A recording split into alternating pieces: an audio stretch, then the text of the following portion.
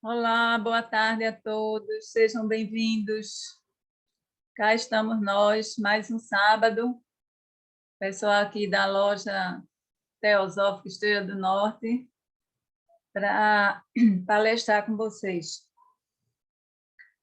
Antes eu peço que a gente respire fundo, feche os olhos, durante poucos segundos apenas. Respire profundamente. Acalme as emoções, aquiete a mente. E vamos pedir que os mestres de amor e sabedoria nos acompanhem nesse momento. E o Mahatma Gandhi também.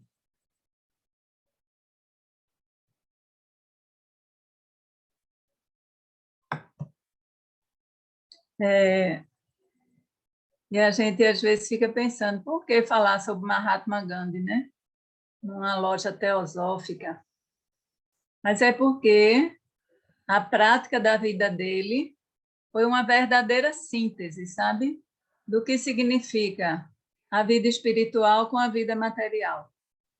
Ele não ficou só no campo das ideias, não. Ele trouxe para a prática as verdades que ele acessou para trazer aqui para o nosso mundo objetivo.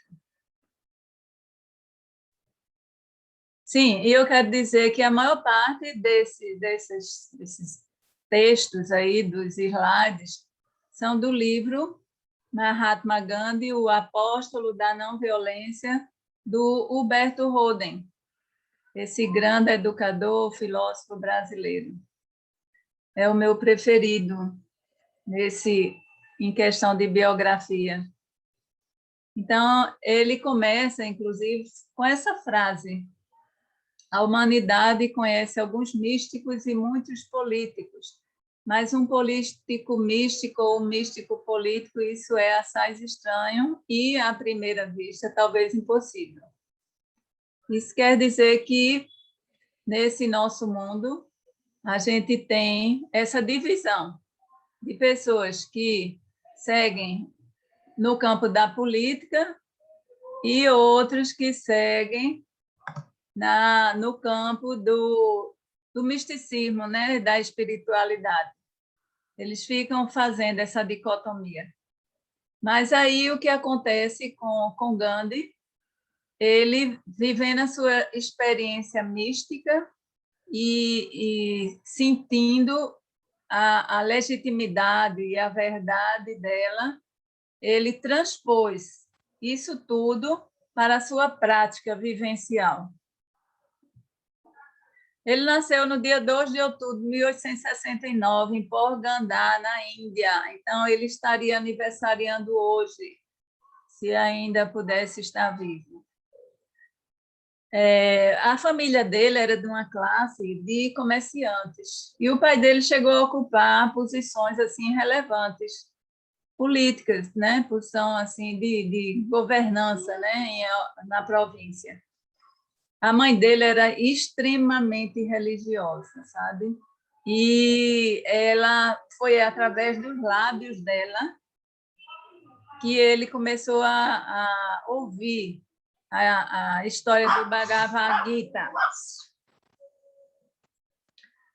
Mas aí, quando ele começou a frequentar a escola, aos 7 anos, ele começou a conviver com os modernos, os indianos, né? Os conterrâneos dele mesmo, lá na cidade dele, e viu que muitos dos modernos, né, devido à colonização da Índia pelos ingleses, ele viu que muitas crianças que vinham de uma tradição do hinduísmo, elas estavam deixando de ser vegetarianas, estavam comendo carne, né, assim, dirigindo a atenção para outros aspectos da vida.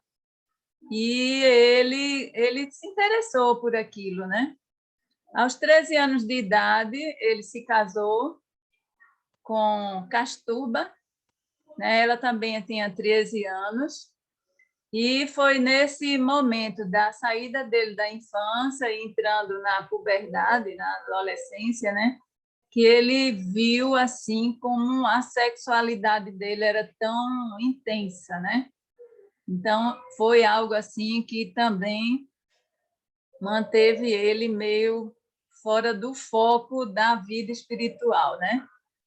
E ele se envolveu com muitas situações assim nessa fase da adolescência, né? Tanto em relação à questão sexual, mas também a questão de estar comendo carne e de estar fumando, né? Ele achava, usando um linguagem assim, um charme, né? Via as pessoas assim fumando, os adultos, achava aquilo interessante e para se enturmar, né? Com os seus pares lá dos ambientes que ele estava frequentando, os modernos, né? Ele também começou a fumar. Só que ele foi se endividando, sabe?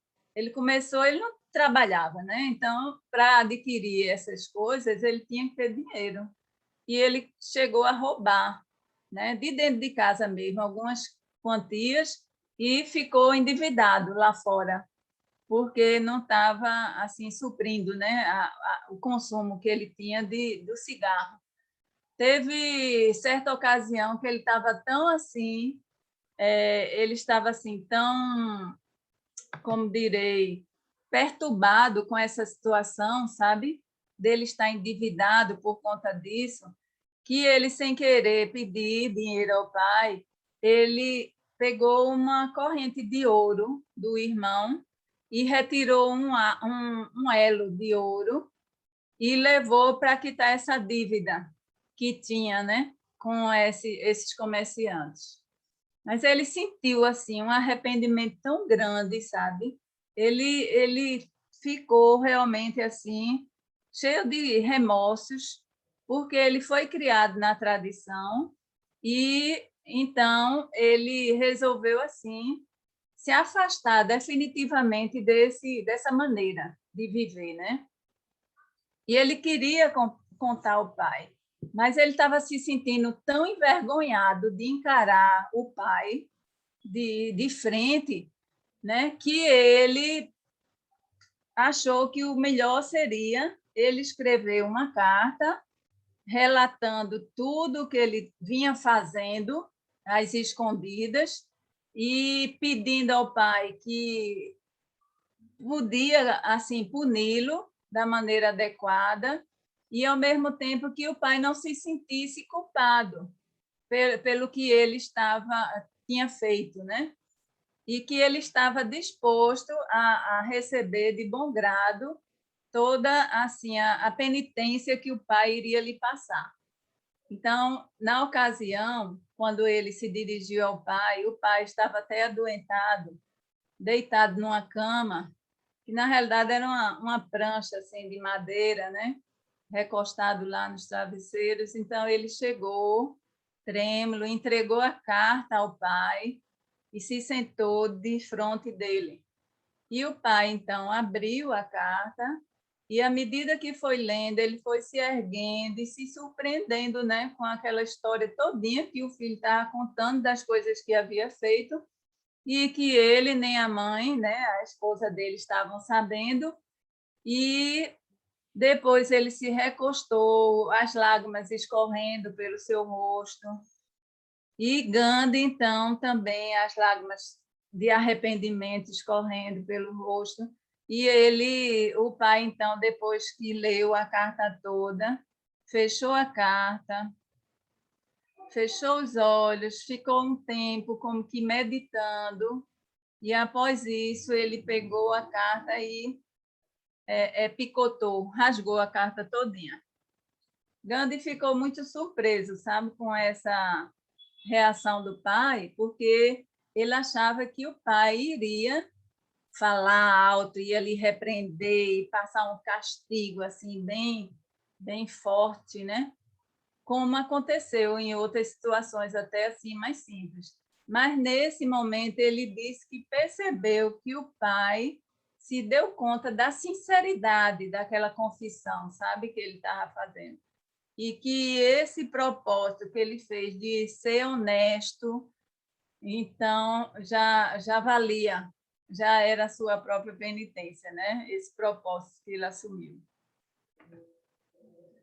Aos 18 anos, ele foi a Londres estudar direito, lá na Universidade de Londres.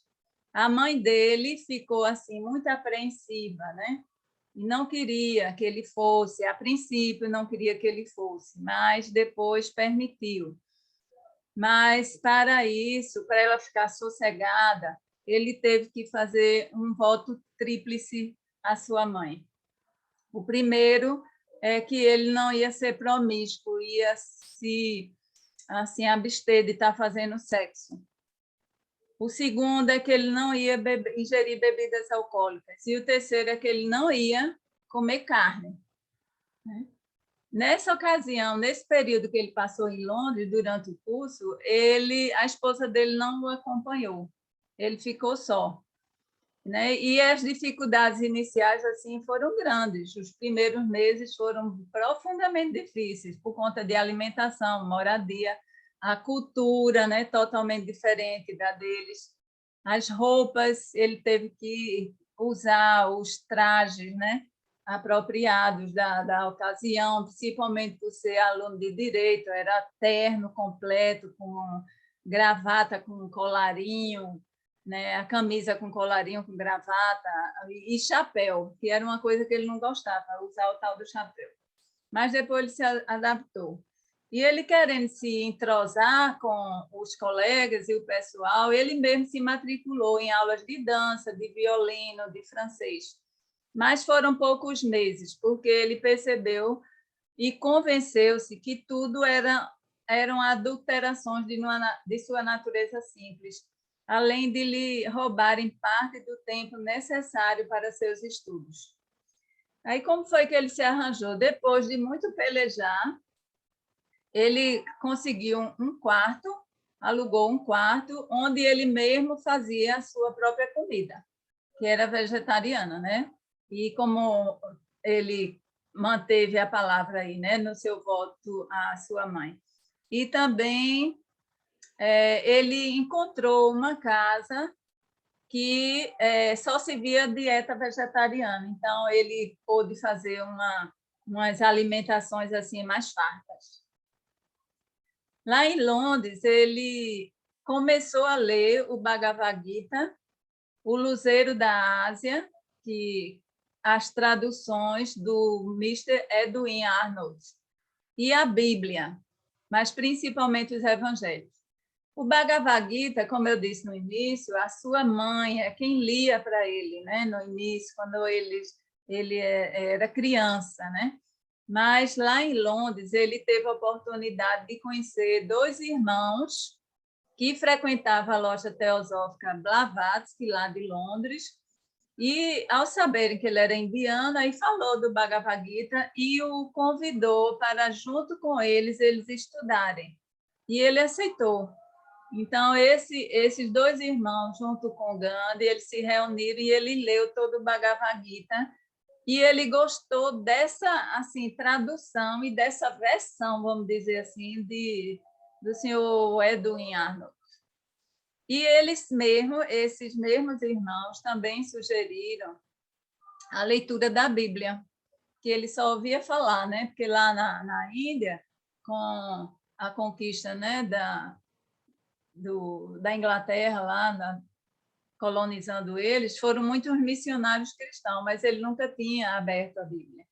E, né, nessa ocasião, quando conheceu essa pessoa, ele sugeriu. Ele comprou, então, a Bíblia e começou a ler. Mas ele disse que achava assim, até cansativa, tinha umas coisas que ele não gostava. Quando chegou no Novo Testamento, aí ele disse que foi outra coisa, né? Aí ele realmente ele entendeu a mensagem de Jesus, né? E era algo que ele assim tinha em alta conta, que eram os evangelhos. E ele chegou a dizer isso, né? Se toda a literatura espiritual da humanidade perecesse e só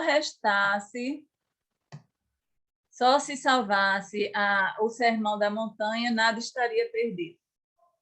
Porque foi uma coisa assim que ele disse que combinou, né, muito bem. O que havia no Bhagavad Gita, as mensagens do senhor Gautama, lá no Luzeiro da Ásia, que era assim, que Edwin Arnold se referia. O Luzeiro da Ásia, esse nome é porque era a luz da Ásia. Foi quem? Foi Gautama Siddhartha.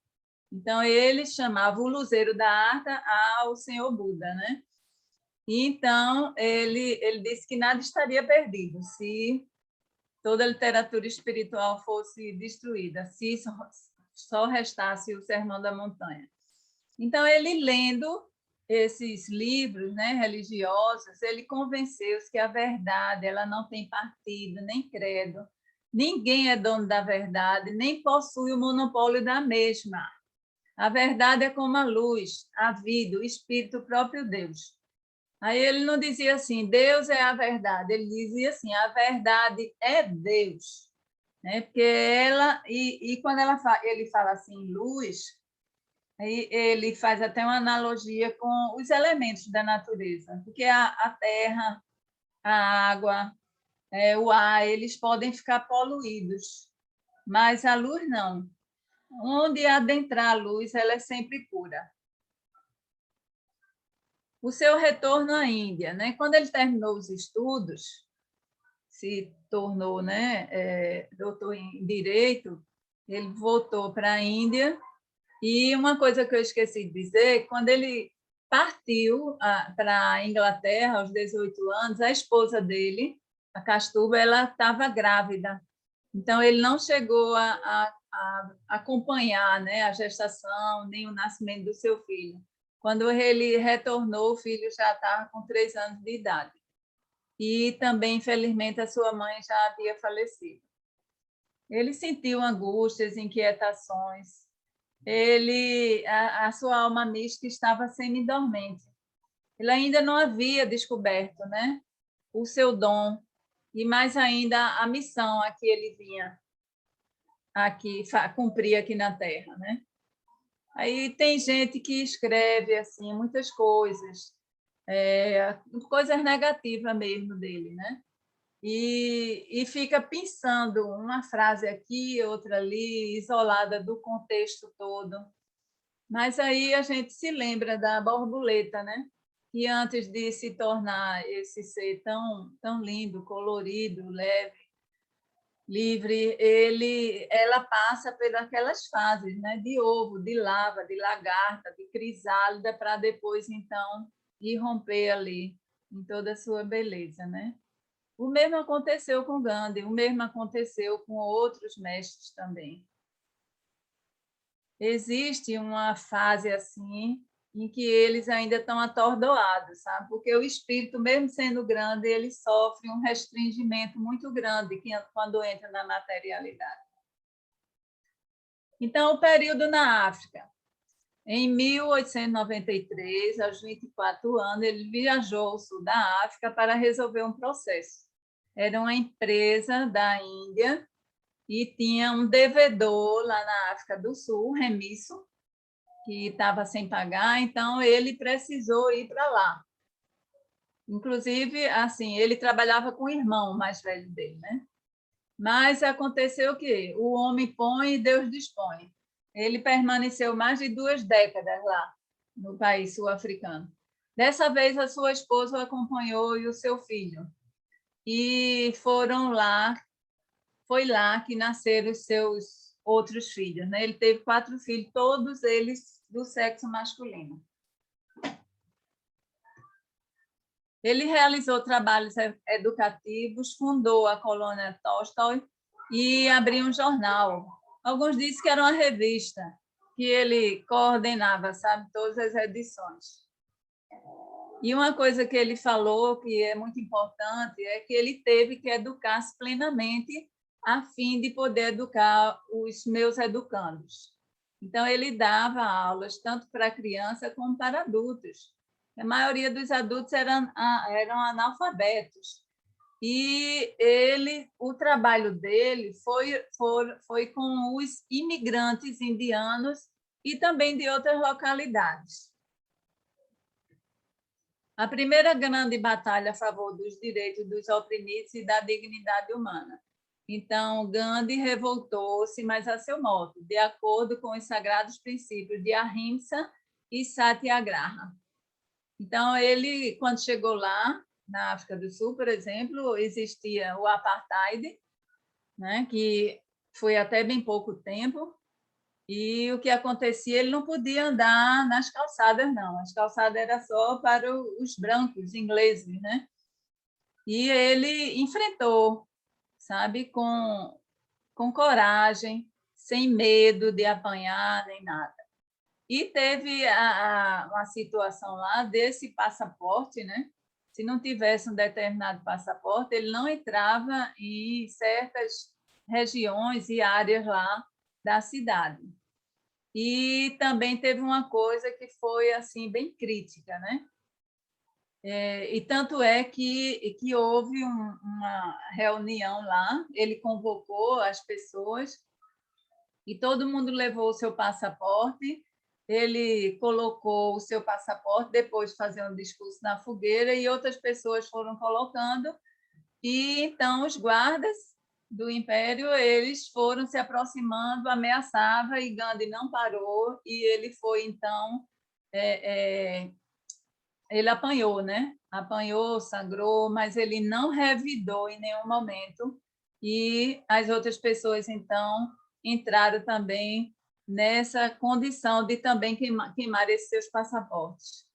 Ele foi preso e outras pessoas também, mas não ficou muito tempo, não.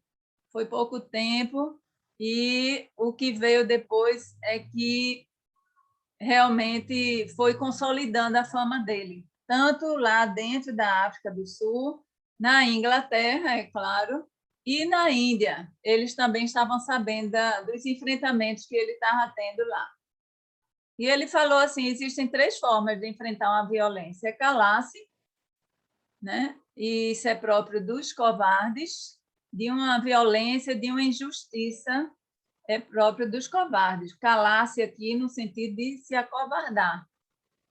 Tem o de revidar, que nesse caso, quando você revida, você está se igualando ao mesmo nível, né, da outra pessoa, ou então você opor uma força espiritual àquela força material, que era esse o lema dele, né?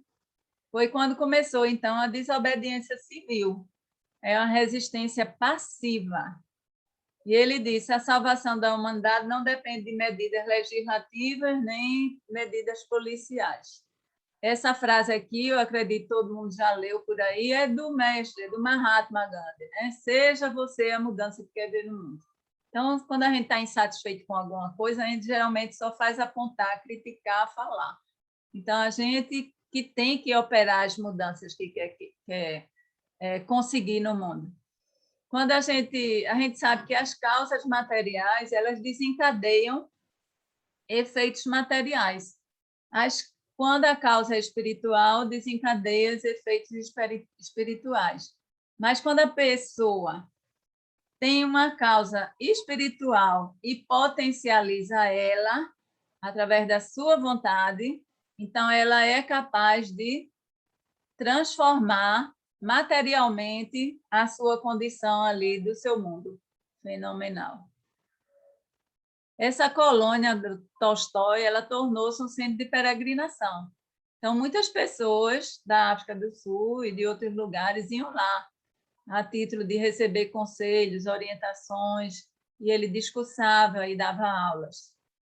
Então, a prisão de Gandhi teve essa condição aqui, onde o próprio Lord Ardinger, que foi o vice-rei britânico na Índia, quando soube, ele deu total razão a Gandhi, porque os ingleses tinham um imposto individual, onde depois, onde assim a situação da pessoa ficava de tal ordem difícil que ele não tinha como se manter. Era uma verdadeira escravidão. O mínimo que ele tinha para se manter vivo e poder trabalhar. E, a partir daí, mais nada.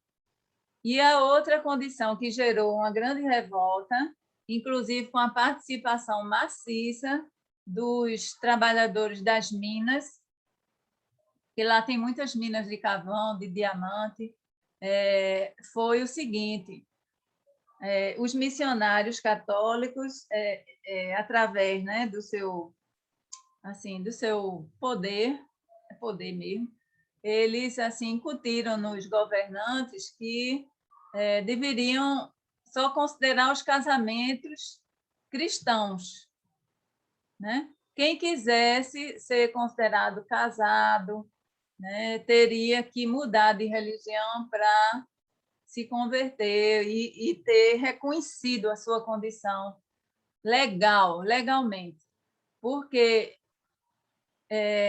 ficando algum bem dessa pessoa, não ia poder ficar para o filho, nem para a esposa, porque as esposas passaram a ser consideradas, depois dessa lei, como concubinas, e os filhos como bastardos. Então, eles não tinham direito perante a justiça que foi impetrada, né, naquela ocasião. E isso aí foi um motivo assim de grande revolta. Os mineiros entraram em greve, vários trabalhadores. E, como eu disse, o Lord Hadinger apoiou, achou assim que estava tudo muito certo. E o general Smoot, lá na África do Sul, ele nunca tinha visto Gandhi, só ouvia, né, falar de Gandhi, sabia da prisão dele. Depois chegou a conhecer Gandhi e prometeu a Gandhi que iria considerar. E, de fato, aquele documento que ele assinou, modificando provisoriamente esse tipo de imposto individual, que era altíssimo, e essa condição de só ser legal os casamentos no católicos cristãos. Então, isso aí foi revogado. Era provisório e depois passou a ter validade mesmo. Mas Gandhi tinha o seu apoio assim nessas vitórias que ele tinha perante as leis injustas, era a suprema vitória da autorrealização ou cristificação. Ela depende do conhecimento da verdade do homem sobre si mesmo. A experiência, essa compreensão experiencial e vital de sua íntima natureza divina, da sua natureza justa e da sua natureza bela. Então, ele tinha essa convicção. Por quê? Porque ele teve essa possibilidade de acessar esse lado da divindade em nós. E ninguém se torna explicitamente o que não é implicitamente. Então, chega um momento em que você vai irromper para o mundo, trazendo tudo aquilo que você é. Ele retornou ainda em 1914 e de líder político ele passou a líder religioso. Na chegada dele, ele já veio todo vestido como um indiano mesmo, né? Com aquele traje e aquela chapéu, que não é chapéu, tem um nome apropriado. Então, ele já voltou assim, porque ele queria estar no meio do povo e sentir o que é que o povo tinha, né, para lhe dizer e lhe falar. Ele recebeu o título de Mahatma, que quer dizer grande alma. Ele recebeu esse título quando já estava na Índia. Ele aliava uma vasta atividade a uma profunda pacificidade. Não é passividade. Ele não era complacente com o erro. Ele era pacífico. Ele agia e, quando necessário, ele modificava o que precisava ser modificado. Ele reivindicava, ele falava, ele discursava lá no Congresso Nacional. A desobediência civil é um direito intrínseco do cidadão. Reprimir a desobediência civil é tentar encarcerar a própria consciência. E ele disse assim: quando uma lei é injusta, o correto é desobedecer. E aí você está maculando a sua própria consciência, ao saber que algo injusto tem que ser praticado devido à força de um tirano ou de opressores. Já a desobediência criminal, ela leva à anarquia. E todos os estados reprimem a desobediência criminal com a força. Então, ele não estava promovendo desobediência criminal, era uma desobediência civil perante uma lei injusta. A desobediência criminal é o que a gente mais vê por aí.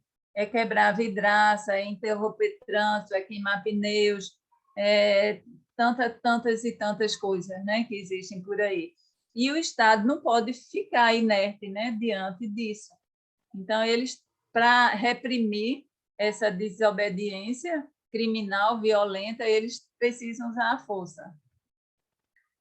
Ele estava profundamente convencido que só se perde a liberdade por culpa da própria fraqueza. Então, essa fraqueza é oriunda de quê? Muitas vezes da fome, da miséria.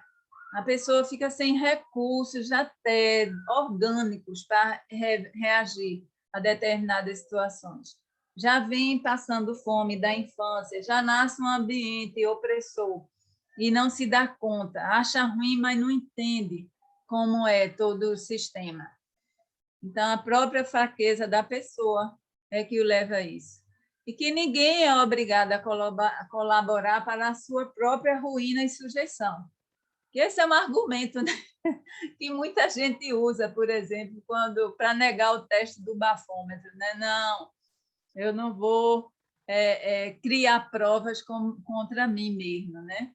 Tem gente que usa, lança a mão desse recurso aí de não criar provas contra si. Mas, nesse caso, já é diferente, né? É a sua ruína, a sua sujeição a uma lei injusta. Então, ele esclareceu também o seguinte: não se mantém a liberdade pelo esforço dos outros, por mais benévolos que eles sejam. Até os mais humildes podem ver o esplendor da verdadeira liberdade quando aprenderem a arte de conquistá-la com a não colaboração não violenta. Então, eles têm que ter essa lucidez, esse conhecimento desse poder da liberdade, de também dizer não diante de injustiças. E de forma assim, não violenta, é claro, né? E quanto a esse mesmo assunto, ele dizia assim, baseando-se na Bíblia, né? Como pode um homem que não trabalha ter o direito de comer? Na Bíblia está escrito isso: comerás o teu pão com o suor do teu rosto. Então, se não trabalhar, se não suar, o homem não tem o direito de comer.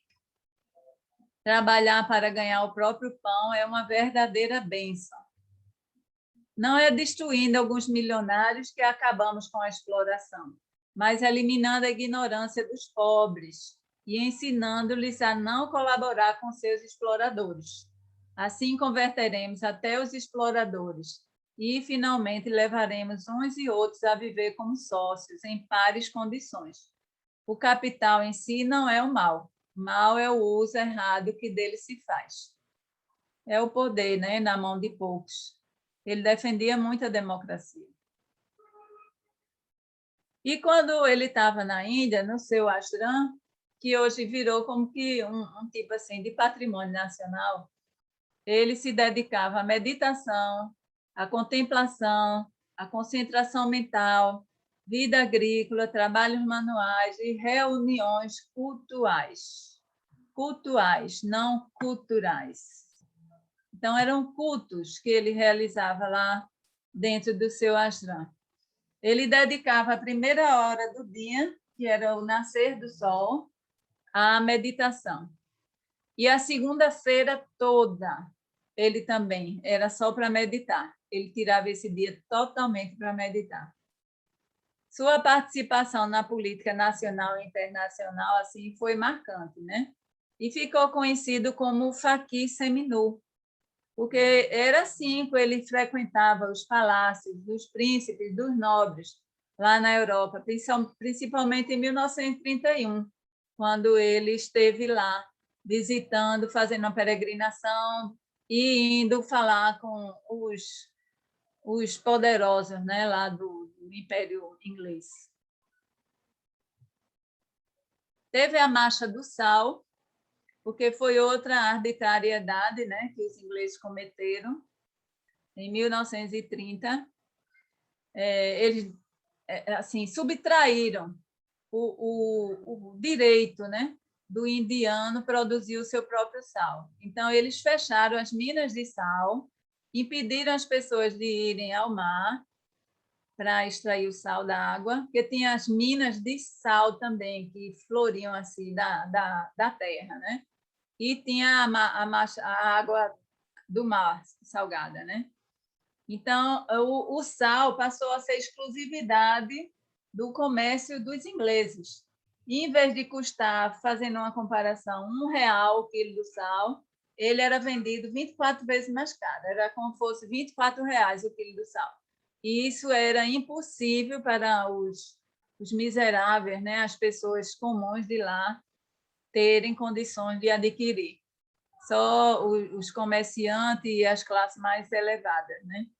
Então, ele, juntos, partiu do seu ashram com 16 pessoas, outros dizem que foram 79 pessoas, partiram de lá, do ashram dele, até Dundee, que tinha uma praia e onde eles iriam recolher água do mar para produzir sal. No caminho, que foram mais de 600 quilômetros que ele caminhou, né? Mais de 600 quilômetros. Ele foi arrebanhando gente e as pessoas, quando chegou na praia, já eram 60 mil pessoas. Né? E não teve como os soldados impedirem, né, eles de estarem ali. O que aconteceu depois foi de o Império mandar prender Gandhi, ele foi preso, e mais de 50 mil, dos 60 mil, mais de 50 mil indianos que participaram da caminhada foram presos também.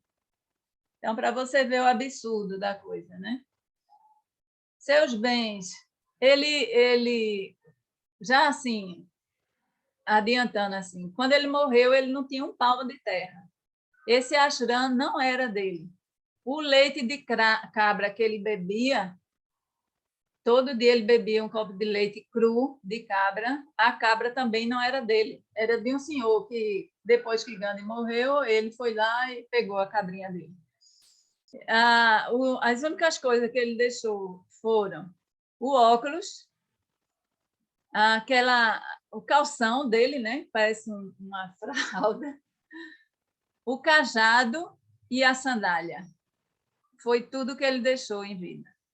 Mas, assim, ele era um miserável material, mas era um milionário espiritual, podemos dizer, né?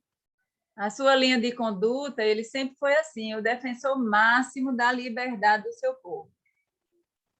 Ele só admitiu uma tirania, que era a obediência incondicional à voz silenciosa do interior, que a gente chama de consciência, né? A própria consciência.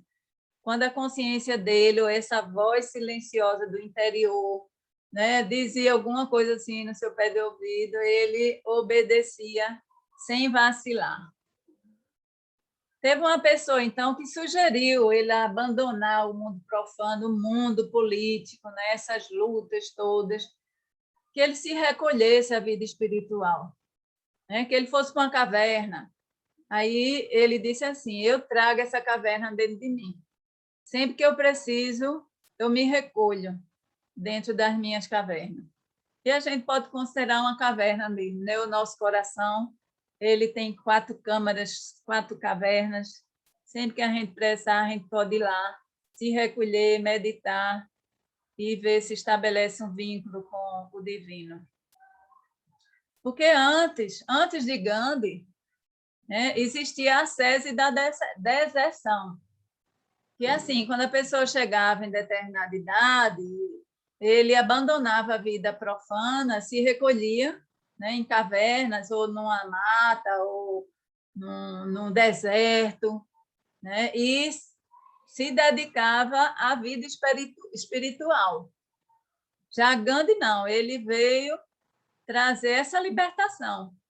Você, para ser espiritual, você não precisa abandonar a vida mundana, a sua vida comum, né? Você tem que viver aqui, tem que trazer nessa verticalidade as coisas do divino para esse plano aqui. É como um canal que capta as coisas do divino no vertical e espalha na horizontal para todo o seu meio.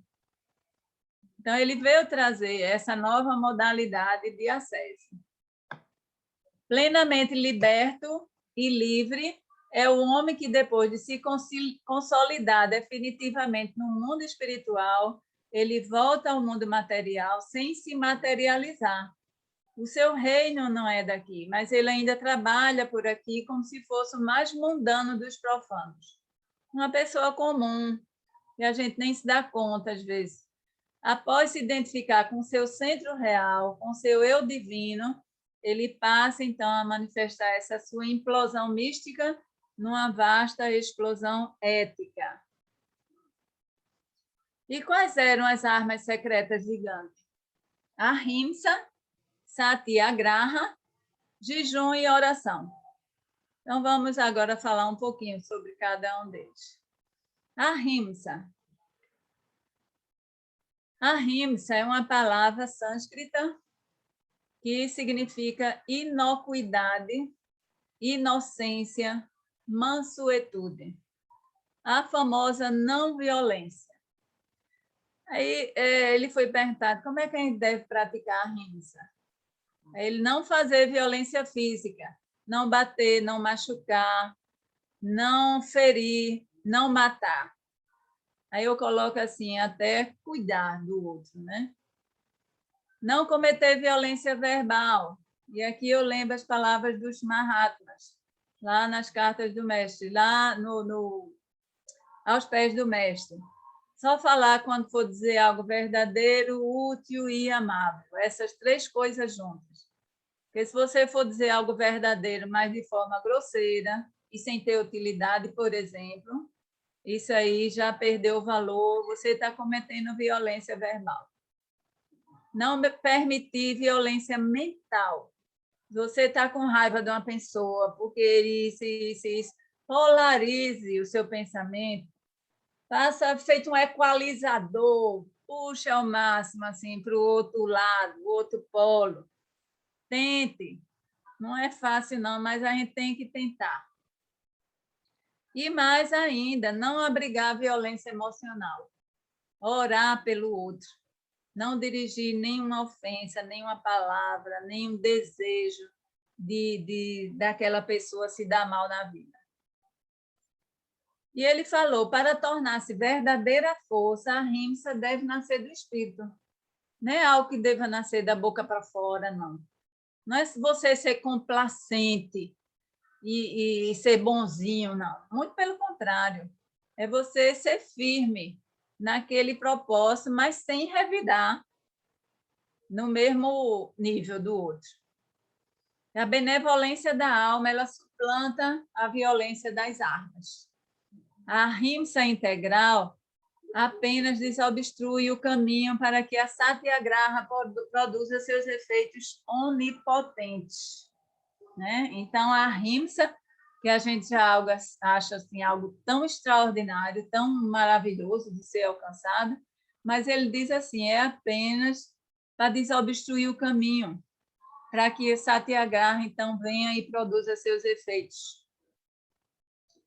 Então, o que é satyagraha? Satya é verdade, e a graha é firmeza, ou força da verdade. E quando uma coisa é verdadeira, é legítima, ela se impõe mesmo. Você, então, se está assim, ancorado na verdade, então você, naquilo que você acredita, então você vai conseguir, né, os seus objetivos. Aí ele pergunta, quando foi na história da humanidade, o Berto Roden, né, não o Gandhi, né? Mas o Berto Roden, que escreveu esse livro, ele diz assim, quando na história da humanidade se ouviu falar de alguém que derrotasse seus inimigos com ahimsa e satyagraha, ou apego à verdade. Eu nunca ouvi falar que alguém tivesse vencido inimigos assim.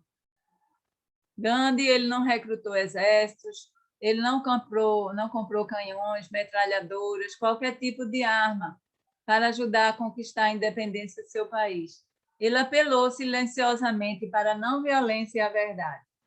Ele apelou silenciosamente dentro de si, mas todos sabiam que era essa a doutrina que ele pregava e ele vivia de fato. Há mais de 2000 anos, o mestre disse: bem-aventurados os mansos, porque herdarão a terra.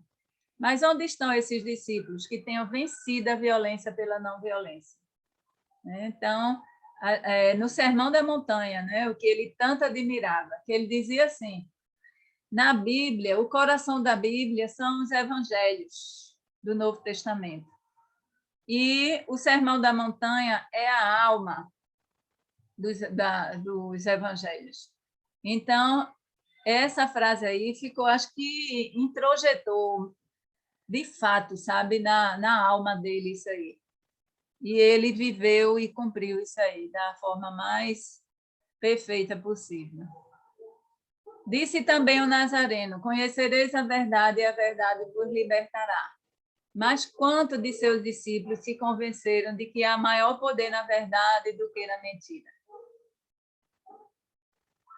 A outra arma dele era o jejum e oração.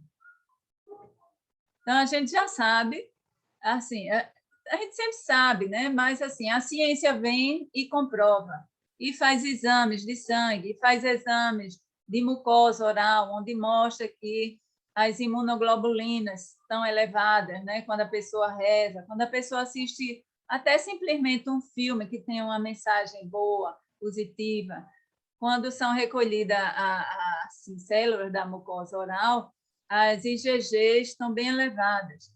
Tem um médico lá em São Paulo, ele é espírita, infelizmente estou esquecido o nome dele, ele faz um trabalho assim incrível de pesquisa com tomografias. Então, ele realiza tomografias nas pessoas que são espirituais, que rezam, que têm práticas devocionais, e ele mostra a diferença assim, impressionante das tomografias de pessoas em estado comum e depois quando elas estão assim meditando, orando, fazendo coisas devocionais. Então, com a oração, cruza-se uma fronteira, o infinito derrama-se no finito, né? Como a gente viu naquela palestra sobre a prece, né? Existem vários planos, vários níveis de manifestação, e a energia que existe dentro de cada plano é própria daquele plano. Mas quando a gente constrói um canal que se comunica com esses planos, a gente sente, então, esse derramar do infinito sobre o finito, como ele chamou. E todos os milagres, eles são frutos primogênitos da oração.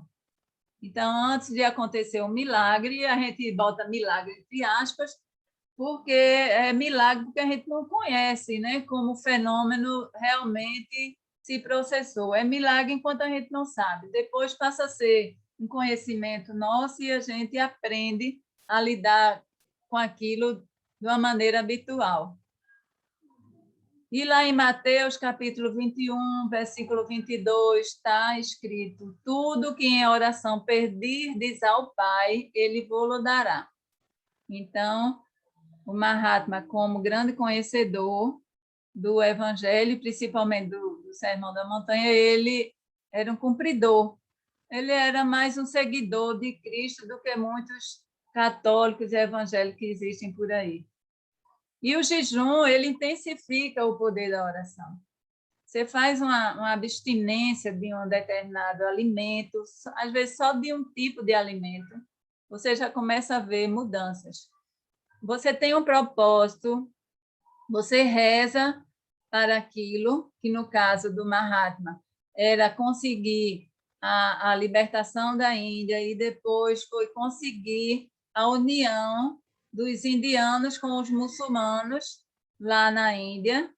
Ele realizava uma verdadeira operação assim alquímica com o cosmos. Onde falta experiência espiritual, falha a análise intelectual.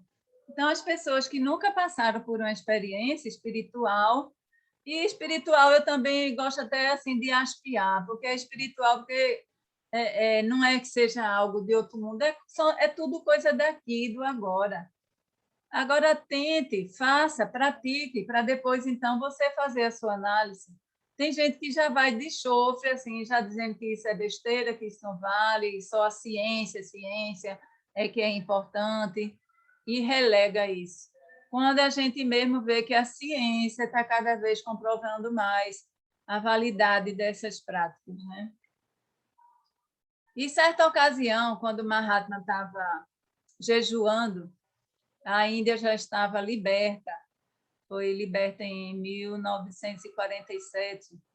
Ele estava fazendo um jejum para promover a união dos muçulmanos com os indianos, né? Os hindus. Mas aí apareceu, né? Ele deitado lá, repousando na sua cama, chegou um indiano bem revoltado, sabe? E jogou um pedaço de pão em cima dele e disse que ele comesse, que ele não queria ser responsável pela sua morte. Aí, conversando, Gandhi conversou um pouquinho com ele e descobriu que o hindu havia matado um menino muçulmano em vingança pela morte de seu filho, por extremista do Islã. E que esse pai, né, ele estava vivendo um inferno aqui na própria vida. E Gandhi lhe ensinou como fugir, como escapar desse inferno, né? Encontra um menino muçulmano órfão, com a idade aproximada da do seu filho, adote-o, eduque-o, e mais ainda, ele disse, lhe ensine os preceitos do Alcorão. Então, eu fiquei assim, sem acreditar, porque não era para educar e educar dentro do hinduísmo, não, era dentro do islamismo. E era uma maneira de se aprender o que é que tem no Islã de bom e o que o hinduísmo tem de bom. Essa foto, assim, eu acho que é reproduzida em vários lugares.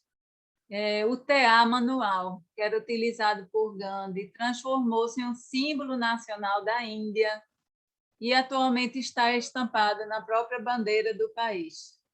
E também foi por questões comerciais, sabe? Os ingleses chegaram, trouxeram as suas fábricas e essa produção manual começou a declinar muito e ele, em protesto, ele pegou um tear, ele mesmo, as roupas que ele usava, ele que confeccionava.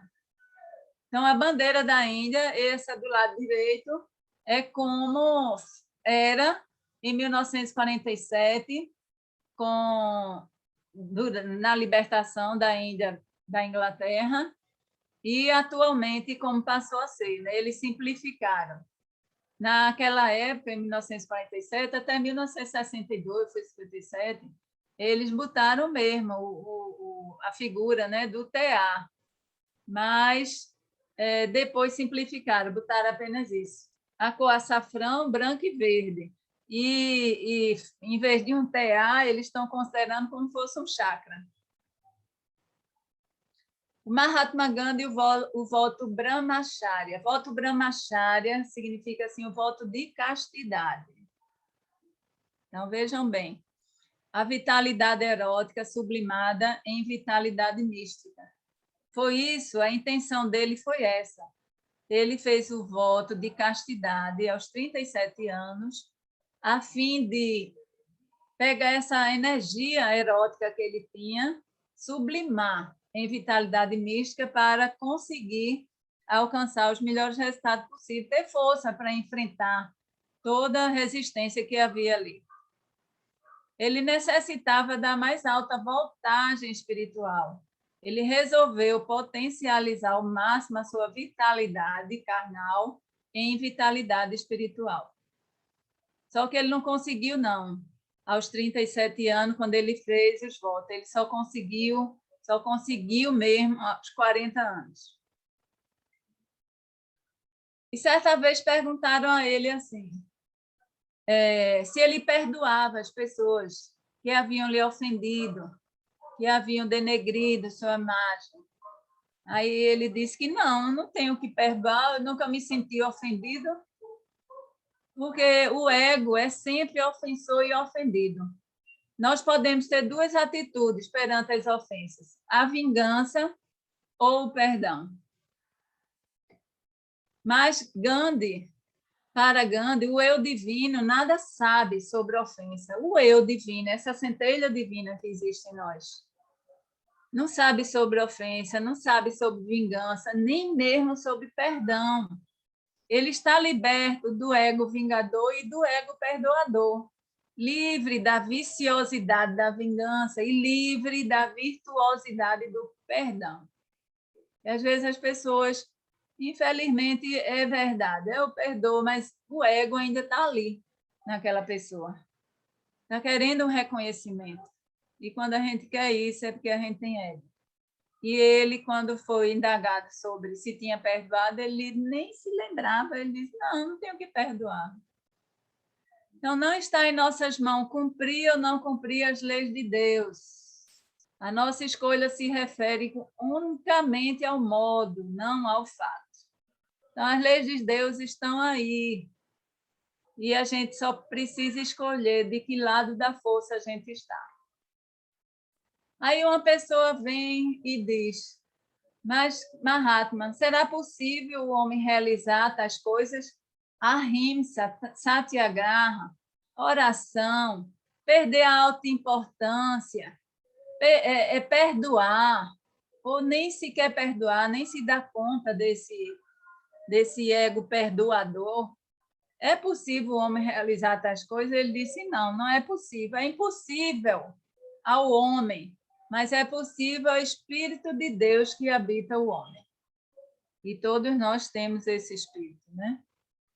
E aqui a gente vê uma foto do Mahatma.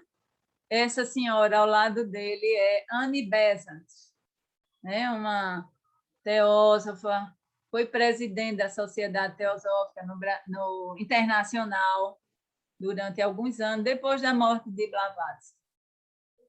Ele tinha simpatia pela Sociedade Teosófica e chegou a frequentar a loja Blavatsky de Londres e chegou a conhecer pessoalmente Helena Blavatsky. E conheceu Annie Besant também, lá na loja de Londres, né?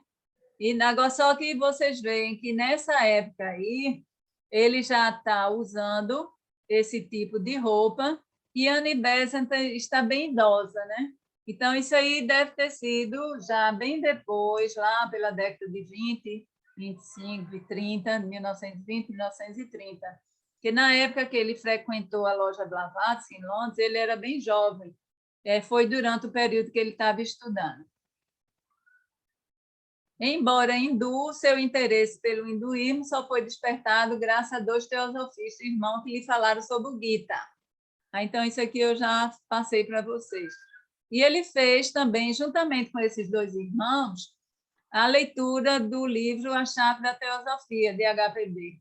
E foi esse livro que estimulou o desejo de ler mais livros sobre hinduísmo e desfez nele mesmo, um indiano, a ideia estimulada pelos missionários cristãos de que o hinduísmo era dominado pela superstição.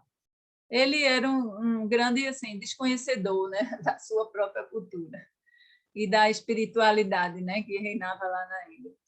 Embora não tenha se filiado à Sociedade Teosófica, ele manteve sua admiração pela filosofia teosófica autêntica.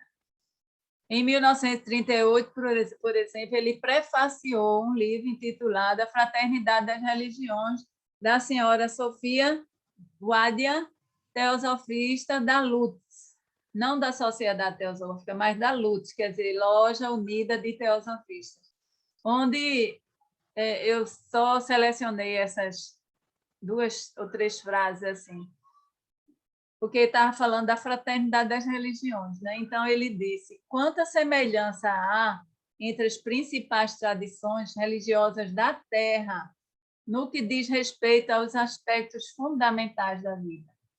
Todos os nossos conflitos mútuos surgem de aspectos não essenciais. São coisas da periferia, não é a essência do conhecimento, não. Um conhecimento compreensível e um respeito pelas grandes religiões do mundo é o alicerce da teosofia.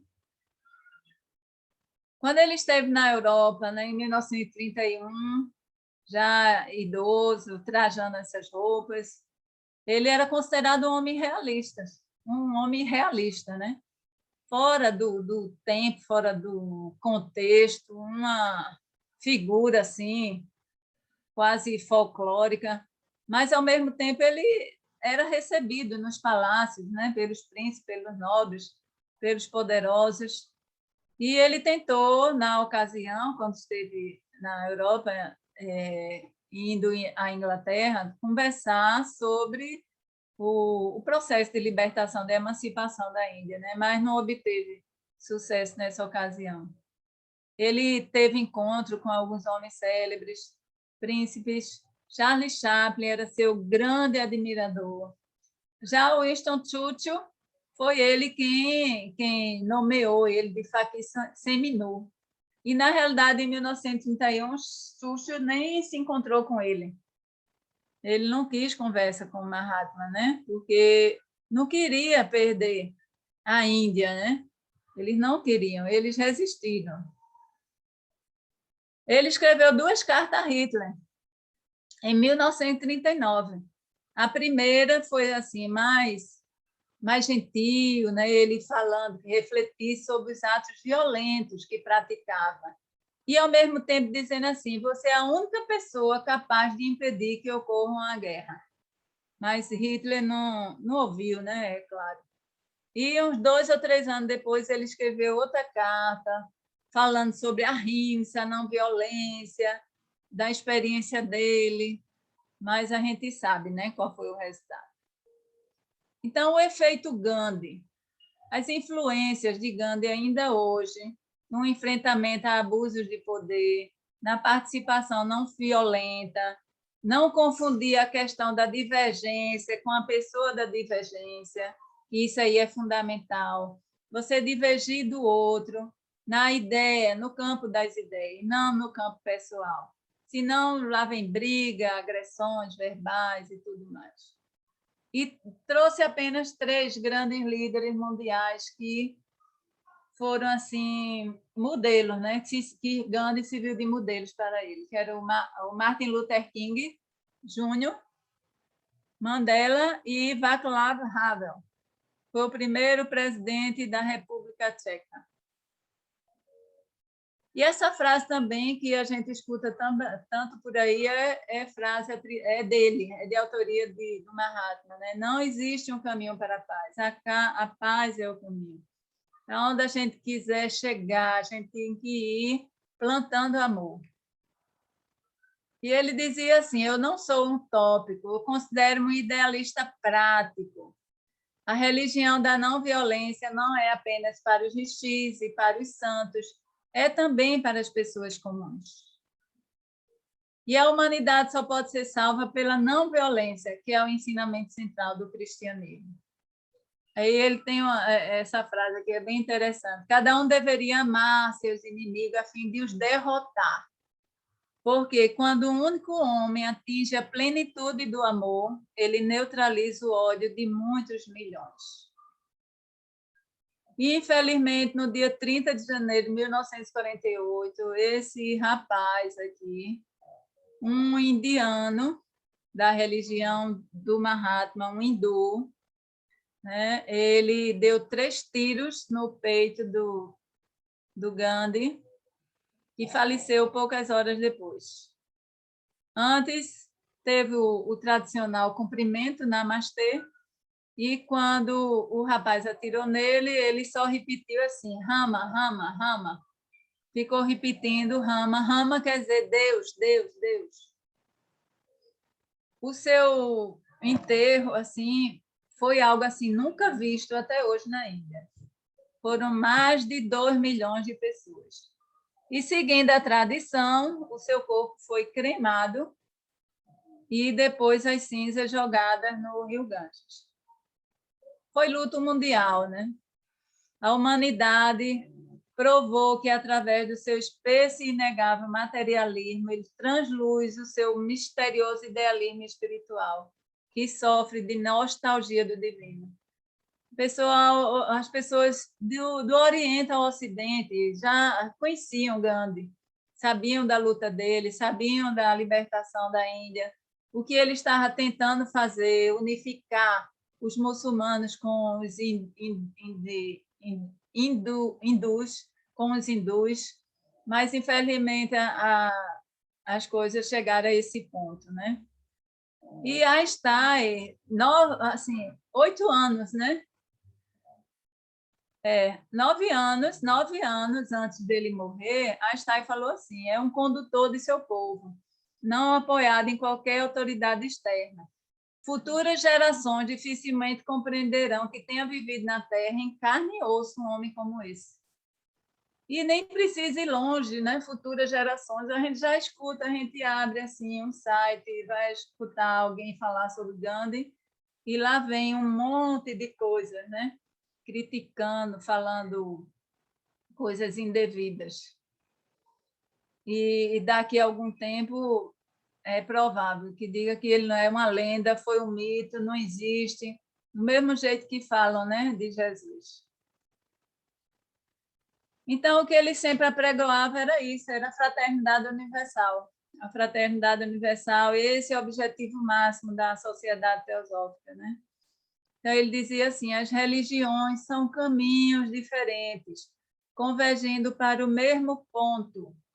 Que importância faz se seguimos por caminhos diferentes, desde que alcancemos o mesmo objetivo? Eu acho assim que uma biografia dessa vale ser lida, divulgada e principalmente seguida. Gente, era isso que eu tinha para trazer para vocês. Alguém quer fazer alguma pergunta?